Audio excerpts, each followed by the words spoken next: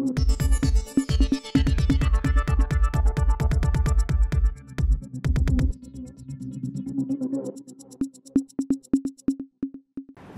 இது news focus Tamil. ஒட்டுமொத்த இந்தியாவுமே உலுக்கி இருக்கக்கூடிய ஒரு முக்கியமான நிகழ்வு, கிட்டத்தட்ட 12 ஆண்டுகளுக்கு பிறகு டெல்லியில் நிர்பயாக்கு நடந்த அதை விட ஒரு மோசமான ஒரு கொடுமையான ஒரு நிகழ்வு மீண்டும் வெஸ்ட் பெங்காலில் நடந்தேறி இருக்குது அப்படிங்கிறத நம்ம பார்த்தோம். கொல்கத்தாவில் இருக்கக்கூடிய ஆர்ஜிகர் என்று சொல்லக்கூடிய அரசு மருத்துவமனை மருத்துவக் கல்லூரியில் அப்படி ஒரு இன்சிடென்ட் வந்து ஒரு பெண் பயிற்சி மருத்துவருக்கு நடந்தது அப்படிங்கிறத நம்ம பார்த்தோம். ரொம்ப கொடூரமான ஒரு இன்சிடென்ட். அதை பற்றி நம்ம விவரிக்க தேவையில்லை, ஏன்னா அதை பற்றி நம்ம எல்லாருமே அதை பற்றி பார்த்துருப்போம். ஆனால் அந்த செய்தியை பற்றி பேசும்போது, அந்த விசாரணை பற்றி பேசும்போது ஒவ்வொரு நாளும் பரபரப்பான செய்தி வந்துட்டு இருக்கு. அந்த வகையில் தற்போது வந்திருக்கக்கூடிய அந்த பரபரப்பான விஷயம் என்ன அப்படிங்கிறத பற்றி, அதோடைய பின்னணி அரசியல் பற்றி இன்றைக்கு நம்ம பேச போகிறோம். லோக்சபா எலெக்ஷனுக்கு பிறகு மோடியோட 3.0 எப்படி இருக்கு, பிறகு தேசிய அரசியல் இருக்கக்கூடிய என்னென்ன பிரச்சனைகள்லாம் மோடி எதிர்கொள்றாரு, அதை எதிர்க்கட்சியில் எப்படி அட்ரஸ் பண்ணுறாங்க, ரெண்டாவது மாநிலத்தில் என்ன விதமான பிரச்சனைகள்லாம் இருக்குது, வர இருக்கக்கூடிய மாநில தேர்தலில் என்ன விதமான அரசியல் டைமென்ஷன்ஸ் எல்லாம் நடந்துட்டு இருக்கு அப்படிங்கிறத பற்றி பேசிட்டு இருந்த இங்கே இருக்கக்கூடிய ஊடகங்களுக்கு ஒரு நெருக்கடியான ஒரு விஷயத்தை வெஸ்ட் பெங்கால் ஏற்படுத்தியிருக்கு. குறிப்பாக அப்படி ஒரு மோசமான இன்சிடென்ட், நடக்கவே கூடாத ஒரு கொடுமையான ஒரு இன்சிடென்ட் ஒரு பெண்ணுக்கு நடந்திருக்கு. அந்த இன்சிடென்ட் பற்றி பேசுறதுக்கான ஒரு நெருக்கடியை இங்கே இருக்கக்கூடிய ஊடகங்களுக்கு ஏற்படுத்தியிருக்கு அப்படிங்கிற வகையில் இதை நம்ம பார்க்க வேண்டியதாக இருக்குது. இது உண்மையிலேயே வந்து மன சங்கடப்படக்கூடிய, வருத்தப்படக்கூடிய ஒரு நெருக்கடியான சப்ஜெக்ட்டை பற்றி தான் நம்ம இன்றைக்கி பேசிகிட்டு இருக்கோம். இந்த பிரச்சனை பற்றி பேசும்பொழுது, இந்த பிரச்சனைக்கான காரணமான நபர் யாருன்னு பார்த்தீங்கன்னா, அங்கே இருக்கக்கூடிய காவலர், அந்த காவலர்களுடைய உதவியாளராக இருந்த ஒரு முக்கியமான ஒரு நபர். அவர் தான் இந்த மாதிரியான விஷயத்தை செஞ்சுருக்காரு. அவர் ரொம்ப சைக்கோவான நபர். அவர் வந்து ஒரு இயல்பான நார்மல் ஹியூமன் கிடையாது. இந்த மாதிரியான பல ஆக்டிவிட்டீஸில் அவர் இது மூலம் ஈடுபட்டிருக்காரு அப்படின்னு சொல்லிட்டு அந்த ஒரு தனிநபரை சுற்றியே எல்லாரும் பேசிக்கிட்டு இருந்தாங்க. ஆனால் இப்போ நம்ம அதை பற்றி பேச போகிறதில்ல. தனிநபருங்கிறது ஒரு பிரச்சனை கிடையாது. ஆனால் இப்படி ஒரு பிரச்சனை, அதாவது அந்த பெண்களுக்கு எதனா ஒரு கொடுமை நடக்கிறதுக்கான ஒரு முக்கியமான காரணம் ஒரு சிஸ்டமே இருந்திருக்கு. அந்த சிஸ்டத்தை பற்றி தான் இப்போ நான் இன்றைக்கி பேச போகிறோம். சிஸ்டம் சொல்லி பேசும்பொழுது, அந்த சிஸ்டம் எங்கேருந்து ஆரம்பிக்குதுன்னு பார்த்தீங்கன்னா, அந்த சம்மந்தப்பட்ட மருத்துவமனையினுடைய முதல்வராக இருந்த சந்தீப் கோஷ் அவர்கிட்ட தான் இந்த பிரச்சனை ஆரம்பிக்குது. சந்தீப் கோஷை பொறுத்த வரைக்கும் ஃபர்ஸ்ட் ஆஃப் ஆல் அந்த பிரச்சனையை வந்து அந்த இன்ஸ்டியூட் அது எப்படி அட்ரஸ் பண்ணுது பார்த்தீங்கன்னா, ஒரு தற்கொலைன்னு அட்ரஸ் பண்ணாங்க. அப்புறம் தற்கொலை கிடையாது, வந்து அது கொலைங்கிறது உறுதியாகுது. அப்புறம் ஒரு மோசமான ஒரு கொலை அப்படிங்கிறது உறுதியாகுது. அப்புறம் வந்து ஒரு பெண்ணுக்கு வாழ்க்கையில் எதெல்லாம் நடக்கூடாதோ அவ்வளோ அங்கே நடந்திருக்கு அப்படிங்கிற மாதிரி விஷயங்கள்லாம் உறுதியாகுது அப்படிங்கிறது இங்கே இருக்கக்கூடிய மருத்துவ ரிப்போர்ட்டில் ஒவ்வொன்றா தெரிய வர ஆரம்பிச்சிருக்கு அப்படிங்கிறத நம்ம கவனிச்சுட்டு இருக்கோம். அப்படி இருக்கும்போது பார்த்தீங்கன்னா, இந்த சந்தீப் கோஷை சொட்டியே இந்த விஷயங்கள் வந்து திரும்ப திரும்ப சொல்லக்கூடிய ஒரு விஷயமா இருக்குது. சந்தீப் கோஷை பொறுத்த வரைக்கும் அந்த பிரச்சனை நடந்த வித்தின் 1 ஹவரில் வந்து அவர் அந்த இன்ஸ்டியூட்லேருந்து வேற ஒரு இன்ஸ்டியூட்டுக்கு மாறாரு. அங்கே இருக்கக்கூடிய ஹைகோர்ட்டில் இந்த வழக்கு விசாரணைக்கு வரும்பொழுது, எப்படி வந்து இந்த மாதிரியான ஒரு நபர் வந்து வித்தின் 1 ஹவரில் வந்து வேற ஒரு இன்ஸ்டியூட்டுக்கு தன்னுடைய பதவியை வந்து கண்டினியூ பண்ணுறாரு, இங்கிருந்து அங்கே போய்ட்டு தன்னோட பதவி எப்படி கண்டினியூ பண்ணுறான்ற ஒரு கேள்வி கேட்டிருந்தாங்க. அப்படி ஒரு நபர் இன்ஃப்ளூயன்ஸ் பண்ணுற அளவுக்கு ஒரு அந்தளவுக்கு அரசியல் செல்வாக்கு கொண்டவர் அவர் அப்படின்றதுனால உடனடியாக வந்து அவர் வந்து பதவியிலேருந்து வெளில போனோம். அதுக்கப்புறம் தான் அவர் கூப்பிட்டு விசாரிக்க வெஸ்ட் பெங்காலோட ஹைகோர்ட் கொடுத்த அந்த உத்தரவின் அடிப்படையில் தான் வந்து அவர் இன்றைக்கி விசாரணை வளையத்துக்குள்ளே வந்திருக்கார் அப்படிங்கிறது கவனிக்கிறோம். அவரை சுற்றி இந்த பிரச்சனை வந்து சொல்லக்கூடிய விஷயமா இருக்குது அப்படிங்கிறத நம்ம பார்க்க வேண்டியதாக இருக்குது. ஏன்னு பார்த்தீங்கன்னா, ஒவ்வொரு நாளும் அவரை ஒட்டி பல்வேறு செய்திகள் வந்துட்டு இருக்கு. கிட்டத்தட்ட 6வது நாள் அவர் வந்து சிபிஐனுடைய விசாரணை வளையத்துக்குள்ளே இருக்கிறாரு. ஒவ்வொரு நாளும் இன்றைக்கி ஒரு ஸ்டேட்மெண்ட் சொல்கிறார், நாளைக்கு அதே மறுத்து இன்னொரு ஸ்டேட்மெண்ட் சொல்கிறார், 3வது நாள் அதை மறுத்து இன்னொரு ஸ்டேட்மெண்ட் சொல்கிறார். அப்படி ஒவ்வொரு ஸ்டேட்மெண்ட் முன்னுக்கு பின் முரணான ஸ்டேட்மெண்ட் சொல்லிகிட்டே இருக்கிறனால சிபிஐ வந்து அவர் விஷயத்தில் வந்து ரொம்ப குழப்பம் அடைஞ்சிருக்காங்க. ரெண்டாவது பார்த்தீங்கன்னா, இவரை டீல் பண்ணுறதுக்காக ஒரு உண்மை கண்டறியும் சோதனை நடத்தணும் அப்படின்ற இடத்துக்கு வந்திருக்காங்க அப்படிங்கிறத பார்க்குறோம். உண்மை கண்டறியும் சோதனை அப்படிங்கிறது அது வந்து ஒரு மருத்துவத்துறையில் வந்து ரொம்ப மருத்துவத்துறையிலையும் நம்ம காவல்துறையிலையும் ஒரு விசாரணையில் ஒரு சிறப்பு விசாரணை மேற்கொள்வாங்க. அந்த விசாரணைங்கிறது ரொம்ப ரேர் கேஸில், அதாவது எந்த விதமான க்ளூவும் கிடையில, எந்த விதமான உண்மையும் வெளியே வர மாட்டேங்குது அப்படின்ற அடிப்படையில் தான் இறுதி கட்டத்துக்கு அது போவாங்க. அது ஒரு கடைசி வெப்பன் மாதிரின்னு வச்சுக்கோங்களேன். சிபிஐ வந்து இப்போ உண்மை கண்டறிவு விசாரணை அந்த சந்தீப் கோஷுக்கு நடத்திருக்குது. அதே மாதிரி பார்த்தீங்கன்னா, அந்த சிறையில் அக்யூஸ்டாக இருக்கக்கூடிய அந்த தனி நபர் இருக்கிற பற்றி அந்த நபருக்கும் வந்து இந்த மாதிரியான உண்மை கண்டறிவு சோதனை நடத்திருக்கு அப்படிங்கிறத பார்க்குறோம். இதில் வந்து பார்த்தீங்கன்னா, சந்தீப் கோஷை ஃபஸ்ட் எடுத்து பேசும்பொழுது, சந்தீப் கோஷை பற்றி அவர் எந்தளவுக்கு ஒரு மோசமாக செயல்பட்டிருக்கார் அப்படிங்கிறது பார்க்கும்பொழுது, கடந்த காலத்தில் அவருக்கு எதிராக மருத்துவக் கல்லூரி மாணவர்கள் பலகட்ட போராட்டத்தை முன்னெடுத்திருக்காங்க. வெறும் மோசமான ஒரு கரப்டட் பர்சனாக இருந்திருக்காரு அப்படிங்கிறது அவருடைய கடந்த கால அந்த ஹிஸ்ட்ரி வந்து சொல்லுது. அதை பற்றி சமீபத்தில் பல செய்திகள் வந்துட்டு இருக்கு. ஒவ்வொரு நாளும் அந்த சந்தீப் கோஷை பற்றி வெளிவரக்கூடிய ஒவ்வொரு செய்தியுமே அதிர்ச்சலிக்கக்கூடிய வகையில் இருக்குது. இப்போது அவர் வந்து ஒரு மோசமான செயலில் ஈடுபட்டிருக்கார் அப்படிங்கிற விஷயம் இப்போ வெளியே இருக்குது. அது என்ன அப்படிங்கிறத பார்த்துருவோம். சிபிஐ விசாரணையில் இப்போ வந்து அந்த மருத்துவமனையுடைய முன்னாள் துணை கண்காணிப்பாளர் அக்தர் அலி அவர் வந்து விசாரணை வளையத்துக்குள்ள வந்திருக்காரு. அவர் விசாரணைக்கும் பொழுது திடுக்கிடும் தகவல் பற்றி நம்ம சந்தீப் கோஷை பற்றி சொல்கிறாரு. அவர் என்ன சொல்கிறாருன்னு பார்த்தீங்கன்னா, இவர் வந்து ரொம்ப மோசமான நபர் சார். இவர் வந்து பார்த்தீங்கன்னா, இங்கே இருக்கக்கூடிய மருத்துவ உபகரணங்கள், மருத்துவ கழிவுகள் எல்லாத்தையும் அவர் காசுக்கு விற்கிறார் சார் அப்படின்னு சொல்கிறாரு. அவர் அந்த காசுக்காக அந்த விற்கிற ஆக்டிவிட்டி எது வரையும் போகுதுன்னு பார்த்தீங்கன்னா, அந்த மருத்துவமனையில் அட்மிட் ஆகிருக்கக்கூடிய சில நோயாளிகள் உயிரிழந்துட்டாங்கன்னா அந்த உடலை கேட்டு எந்த அவங்களோட உறவினர் யாரும் வராமல் போகும் பட்சத்தில் அந்த நபருடைய அந்த உடலை அவர் வெளியில் விலைக்கு விற்கிற காசுக்கு விற்கக்கூடிய ஒரு வேலையை பிணத்தை வைக்கக்கூடிய ஒரு மோசமான வேலையில் அவர் ஈடுபட்டிருக்கார் அப்படிங்கிற விஷயத்தை அக்தர் அலி வந்து அந்த உண்மையை போட்டு உடைச்சிருக்காரு. ரெண்டாவது பார்த்தீங்கன்னா அந்த மருத்துவமனை சார்ந்த சில வெளியில் நடக்கக்கூடிய சில ஒப்பந்தங்கள்லாம் பார்த்தீங்கன்னா 20% வரை கமிஷன் வாங்குவார் அப்படிங்கிறத குறிப்பிட்றாங்க. அதாவது எப்படிலாம் ஒரு நிறுவனத்தில் ஒரு மோசமாக செயல்படுறதோ அவ்வளோ விஷயத்தை அவர் செஞ்சக்கூடிய நபராக அவர் இருக்கார் அப்படிங்கிறது செய்திகள் வெளியேற்றிருக்கு. சுப்ரீம் கோர்ட் கூட பார்த்தீங்கன்னா அவர் என்ன கேள்வி கேட்டாங்கன்னா, எப்படி முக்கியமான விஷயத்தெல்லாம் வந்து முக்கியமான இன்சிடென்ட் நடக்கக்கூடிய அந்த பிரச்சனை இருக்கிற இடத்துலாம் நீங்கள் ஏன் சிசிடிவி கேமரா வைக்கல அப்படிங்கிற கேள்வி ரைஸ் பண்ணாங்க. ரெண்டாவது பார்த்தீங்கன்னா அந்த மோசமான ஒரு இன்சிடென்ட் நடந்த பக்கத்தரை எதுக்காக உடனடியாக வந்து நீங்கள் ரெனோவேஷன் ஒர்க் செய்ய ஆரம்பிச்சிங்க, இந்த மாதிரியான பிரச்சனை நடத்த எதுக்கு ரெனோவேஷன் பண்ணுறீங்க, எந்த தடயத்தை மறைக்க ரெனோவேஷன் பண்ணுறீங்க அப்படிங்கிற அளவில் அவரை நோக்கி கேள்விகளை எழுப்பிட்டு இருந்தாங்க. அந்த மாதிரியான ஒரு மோசமான நபராக அந்த சந்தீப் கோஷ்ங்கிறது இருக்கார். அதாவது ஸ்டேட் பாலிட்டிக்ஸில் அவரோட இன்ஃப்ளூயன்ஸ் எந்த அளவுக்கு ஆழமானதுன்னு பார்த்தீங்கன்னா வித்தின் 1 ஹவரில் அவருக்கு வேறு ஒரு காலேஜில் பிரின்சிபல் வேலை கிடைக்குது. அதே மாதிரி பார்த்தீங்கன்னா இந்த அவர் செய்யக்கூடிய எல்லா தவறுகளும் மூடி மறைக்கப்படுது. மாணவர்களுடைய போராட்டம் கூட அவர் வீழ்த்தும் அளவுக்கான போராட்டங்கள் அங்கே மாணவர்களை வடிவமைக்க முடியல. அந்த அளவுக்கு வந்து அவர் பவர்ஃபுல் பர்சனாக இருக்கார் அப்படிங்கிறத அங்கிருந்து வரக்கூடிய செய்திகள்லாம் நமக்கு காட்டுது அப்படிங்கிறது கவனிக்கிறோம்.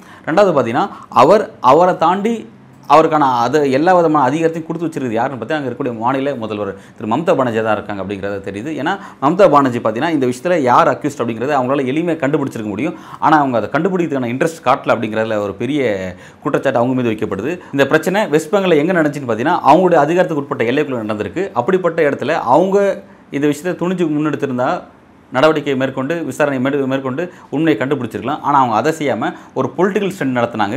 அதாவது இந்த விஷயத்தில் நீதி கிடைக்கணுன்றதுக்காக நானே பேரணி போகிறேன் அப்படின்ற அளவில் தன்னோட முகத்தை வந்து பிம்பத்தை வேறு மாதிரி ஒரு நீதிக்காக போராடக்கூடிய ஒரு பெண்மணியாக தன்னை காட்டக்கூடிய ஒரு அரசியலை முன்னெடுத்தாங்க. ஒரு கூச்ச நச்சமே இல்லாமல் ஒரு வெக்கமே இல்லாமல் இப்படி ஒரு மோசமான அரசியல் முன்னெடுத்த ஒரு உதாரணம் திரு மம்தா பானர்ஜிக்கு பொருந்தும், மம்தா பானர்ஜிக்கு சேரும் அப்படிங்கிற அளவில் இவங்களை நம்ம பார்க்குறோம் இந்த விஷயத்தில். ரெண்டாவது பார்த்தீங்கன்னா இது சிஸ்டம் சொல்லும்போது மம்தா பானர்ஜிக்கிட்ட தான் அந்த விஷயம் ஆரம்பிக்குது. மம்தா பானர்ஜி சிஎம் இருக்காங்க, அவங்க வந்து உள்துறை கையில் வச்சிருக்காங்க, காவல்துறை மந்திரி மம்தா பானர்ஜி இருக்காங்க. அதன் அடிப்படையில் இங்கே இருக்கக்கூடிய காவலர்களால் அவ்வளோ ஒரு விஷயம் மூடி மறைக்கப்படுது. ரெண்டாவது பார்த்தீங்கன்னா அங்கே வந்து ஒரு மோசமான ஒரு வயலன்ஸ் ஒன்று நடக்குது. தடயங்களை அழிக்க நடந்த வயலன்ஸ் அது அப்படின்னு பேசும்பொழுது அந்த வயலன்ஸ் வந்து எதிர்க்கட்சியாக இருக்கக்கூடிய பாஜகவாலையும் குறிப்பாக வந்து சிபிஎம் கம்யூனிஸ்ட் பார்ட்டியாலும் நடந்துச்சுன்னு சொல்கிறாங்க. சிபிஎம்மும் பாஜகவும் தேசிய அரசியல் எதிர் துருவத்தில் இருக்காங்க. ஆனால் ஸ்டேட்டில் பார்த்தீங்கன்னா அவங்க 2 பேரும் வந்து மம்தாக்கு எதிர்க்கட்சியாக இருக்காங்க அப்படின்னு பார்க்கும்போது அவங்க 2 பேரும் சேர்ந்து அப்படி ஒரு வயலன்ஸை செஞ்சிருக்காங்க அப்படின்ற ஒரு சார்ஜஸ் வந்து வெளிப்படையாக பார்த்தீங்கன்னா மம்தா பானர்ஜி குற்றச்சாட்டம் முன் வச்சாங்க. இந்த பாலிடிக்ஸ் வந்து வெஸ்ட் பெங்கால் மட்டும் நடக்கல. இதே மாதிரி பாஜக கூட்டணி ஆளக்கூடிய மகாராஷ்டிராவில் பார்த்தீங்கன்னா மகாராஷ்டிராவில் தானே மாவட்டத்தில் ஒரு ரீசெண்டாக ஒரு இன்சிடென்ட் நடந்துச்சு. 2 4 வயசு பெண் குழந்தைகள், சின்ன குழந்தைகள், அந்த குழந்தைகளுக்கு பாலியல் ரீதியான கொடுமை நடத்தப்பட்டிருக்கு. அதுக்காக வந்து மகாராஷ்டிராவை பற்றி எறியக்கூடிய அளவில் மிகப்பெரிய போராட்டம், ரயில் நிலைய போராட்டம் நடந்துச்சு.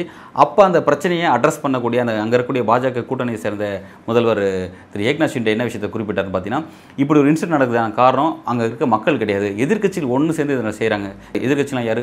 மகா விகாஸ் கூட்டணியில் இருக்கக்கூடிய சரத்பவார் என்சிபி, உத்தவ் தாக்கரேவோட சிவசேனா, பிறகு காங்கிரஸ், இவங்க எல்லாம் ஒன்று சேர்ந்து அந்த மாதிரியான ஒரு விஷயத்தை செஞ்சாங்க. அதாவது ஒரு பெண் பாதிக்கப்பட்டிருக்கா, அந்த பாதிக்கப்பட்ட பெண்ணுக்கான நீதி கிடைக்கின்ற அடிப்படையில் இந்த எதிர்க்கட்சிகள் செய்யலை, தன்னை வீழ்த்துறதுக்கான ஒரு அரசியல் ஸ்ட்ராட்டஜியை இதை பயன்படுத்துகிறாங்க அப்படிங்கிற ஒரு குற்றச்சாட்டை வச்சாங்க. அதே குற்றச்சாட்டை தான் இங்கே மம்தா பானர்ஜியும் இங்கே இருக்கக்கூடிய பாஜக மீதும் சிபிஎம் மீது முன்வைக்கிறாங்க அப்படிங்கிறத பார்க்குறோம். ஸோ அப்போ மகாராஷ்டிராவில் என்ன மாதிரி பேட்டர்னை பின்பற்றாங்களோ அதே மாதிரி பேட்டர்ன் தான் வெஸ்ட் பெங்காலில் மம்தா பானர்ஜி இங்கே பின்பற்றிருக்காங்க அப்படின்னு பார்க்கும்போது அப்போ சிஸ்டமில் இருக்கக்கூடிய ஆட்சி அதிகாரத்தில் இருக்கக்கூடிய நபர்கள் எப்படி இருக்காங்க அப்படிங்கிறத இந்த மாதிரியான பிரச்சனை மூலமாக அவங்கள நம்ம வந்து மதிப்பிடுறதுக்கான ஒரு வாய்ப்பு நமக்கு கிடைக்குது. அதிகாரத்தில் இருக்கிற நபர்கள் எப்படிப்பட்ட நபர்கள் இருந்தாலும் இந்த மாதிரியான ஒரு பிரச்சனை நடந்ததுக்கு பிறகு அவங்க அதை எப்படி அட்ரஸ் பண்ணுறாங்க, அந்த விஷயத்தில் தீர்வு கிடைக்கின்றதுக்கு எந்த அளவுக்கு இன்வால்மெண்ட்டை காட்டுறாங்க, அது எப்படி நேர்மை தன்மையோடு அதை அட்ரஸ் பண்ணுறாங்க அப்படிங்கிறதான் ரொம்ப முக்கியமான விஷயம்.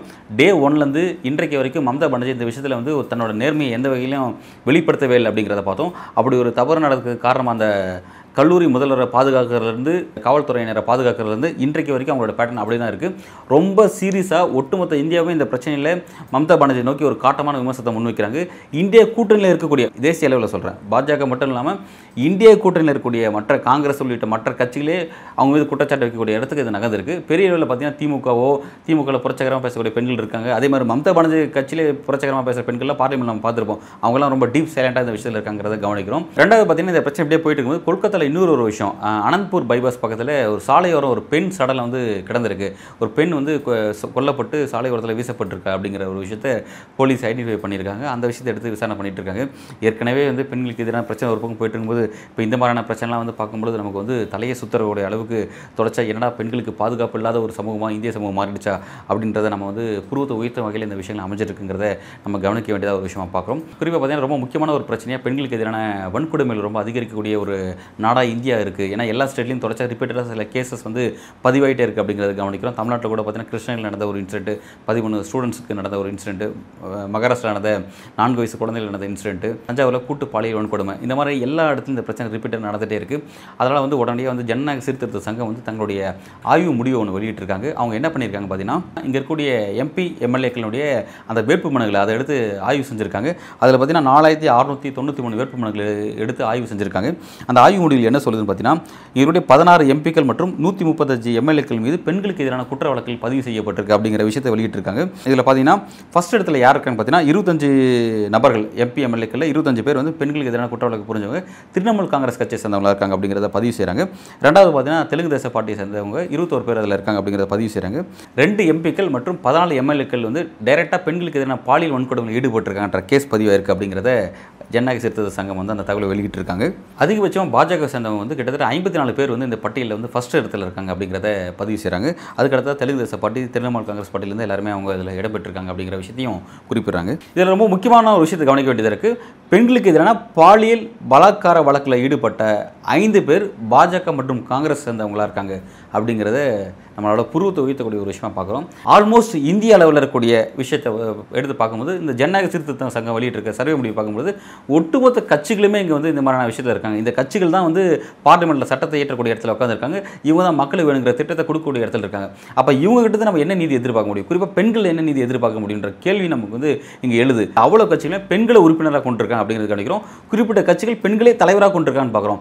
அப்போ பெண்களே தலைவராக இருந்தாலும் சரி, பெண்களே அந்த கட்சியில் இடம்பெற்றிருந்தாலும் சரி, அந்த கட்சியிலே பெண்களுக்கே பாதுகாப்பு இல்லை அப்படிங்கிற விஷயங்கள் வந்து யதார்த்தமான உண்மையாக இருக்குது. இதில் பாஜக தனி, காங்கிரஸ் தனி, திமுக தனி, அதிமுக தனிங்கிறத பிரித்து பார்க்க முடியாத அளவில் எல்லாருமே வந்து ஒரே குட்டையில் ஒரு மட்டைகளாக தான் இந்தளவுக்கு மோசமான ஒரு ட்ராக் ரெக்கார்டு வச்சுருக்காங்க அப்படிங்கிறதான் இந்த சர்வே முடிவு வந்து ஜனநாயக சீர்திருத்தத்தினுடைய ஆய்வு முடிவுகள் நமக்கு வெளிப்படுத்துது அப்படிங்கிறது கவனிக்கும். ஒட்டுமொத்த இந்தியாவே பெண்களை பாதுகாக்கக்கூடிய இடத்துல அந்த சிஸ்டமே ஃபெயிலியர் அப்படின்ற அளவில் வந்து, ஏன்னா சிஸ்டமே ஃபெயிலியர் அப்படின்னா இங்கே இருக்கக்கூடிய தலைமையில் இருக்கக்கூடிய கட்சியிலிருந்து ஆளக்கூடிய கட்சி, எதிர்க்கட்சி இருக்கக்கூடிய கட்சி, எல்லா கட்சியுமே வந்து இந்த மாதிரி பெண்களுக்கு எதிரான குற்றவாளிகளுக்கு அரசியல் அதிகாரத்தில் இடம் கொடுக்கக்கூடிய ஒரு நிலைப்பாடு வச்சிருக்கிறதுனால அப்போ பெண்களுக்கு எங்கே நீதி கிடைக்குன்ற ஒரு எண்ட் ஆஃப் த ரிசல்ட் நமக்கு கேள்விக்குறி எழுப்புது.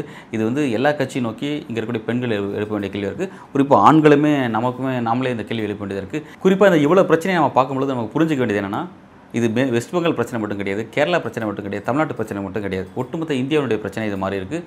ஒட்டுமொத்த இந்தியாவிலுமே பெண்களுக்கான பாதுகாப்புங்கிறது பெண்களுக்கான பாதுகாப்பு இல்லை, நோ அப்படிங்கிற அளவில் ரொம்ப நோன்னு சொல்லி கத்தக்கூடிய அளவில் இங்கே இருக்கக்கூடிய ஆளும் அரசு நமக்கு ஒரு செய்தியை சொல்லிட்டு இருக்கு. ஆளும் அரசு மட்டும் கிடையாது, அனைத்து ஆளும் அரசு, எதிர்க்கட்சி உள்ளிட்ட எல்லா பேருமே வந்து நமக்கு கொடுக்குற செய்தி வந்து இதுவாக தான் இருக்குது அப்படிங்கிறத நம்மளால் புரிஞ்சிக்க முடியுது. இந்த பிரச்சனையில் இந்த எண்ட் ஆஃப் த ரிசல்ட் என்னென்னு பேசும்பொழுது, இந்த பிரச்சனை வெஸ்ட் பெங்காலில் ஒரு டாக்டருக்கு நடந்திருக்கு அப்படின்னும் போது அது வெஸ்ட் பெங்காலில் இருக்கக்கூடிய ஒரு பிரச்சனை. அப்போ அந்த பிரச்சனைக்கு தீர்வு வழங்க அங்கே இருக்கக்கூடிய வெஸ்ட் பெங்காலோடைய அந்த சிஸ்டம், பொலிட்டிக்கல் சிஸ்டம் வந்து அது கொடுக்க மறுக்குது அப்படின்னு நம்ம பேசும்பொழுது, இது வெஸ்ட் பெங்காலோட பிரச்சனை மட்டும் கிடையாது. டுவர்ட்ஸ் தொலைநோக்கு பார்வையில் பார்க்கும்போது ஒட்டுமொத்த இந்தியாவிலும் இந்த மாதிரி பிரச்சனை அங்கொன்றும் இங்கொன்றுமாக பல இடங்களில் நடந்துகிட்டே தான் இருக்குது அப்படின்னும் போது, அப்போ எல்லா பிரச்சனைக்கும் ஏன் வந்து பெண்களுக்கு தீர்வு கிடைக்க மாட்டேங்குதுன்னு பார்க்கும்போது, அப்போ ஒட்டுமொத்த இந்தியாவினுடைய அந்த பொலிட்டிக்கல் சிஸ்டமே வந்து ஃபெயிலியர் ஆகிடுச்சு அப்படிங்கிறதான் வந்து நம்மளால் புரிஞ்சிக்கக்கூடிய ஒரு விஷயமா இருக்குங்கிறத நம்ம கவனிக்கிறோம்.